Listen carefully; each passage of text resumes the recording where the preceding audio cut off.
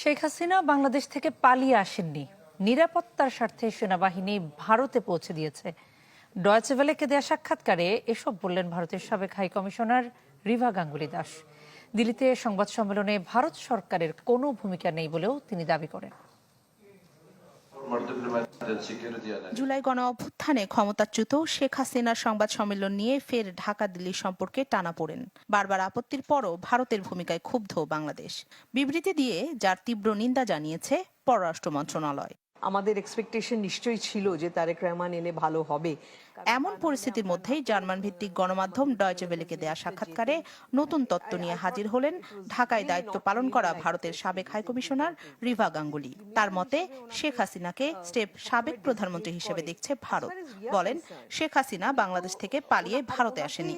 উনি পালিয়েও আসেনি, মধ্যরাত্রেও আসেনি, ছদ্মবেশে আসেনি। ওনাকে ওনার দেশের আর্ম ফোর্সেস ভারতে দিয়ে গেছে ফর হার সিকিউরিটি।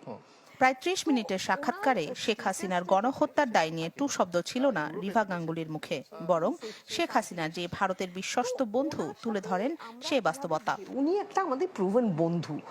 তো আমরা ওনার সাথে যেভাবে বিহেভ করব, এখন যখন উনি একটা অ্যাডভার্স সিচুয়েশনে আছে, সেটা তো আমাদের উপরে রিফ্লেক্ট করবে না to very large extent. Sheikh হাসিনার সংবাদ সম্মেলন নিয়ে ভারতের দায় দেখছেন না সাবেক এই কূটনীতিক, বরং সমালোচনা করলেন বাংলাদেশের পররাষ্ট্র মন্ত্রণালয়ের করা বিবৃতির। ফরেন অফিসকে ড্র্যাগ করে একটা পুরনো সরকারের বিষয়ে এইসব কথা বলানো, এটা ফরেন অফিসকে অসম্ভব বেশি একটা পলিটিক্যাল পজিশনে নিয়ে যাওয়া হয়েছে।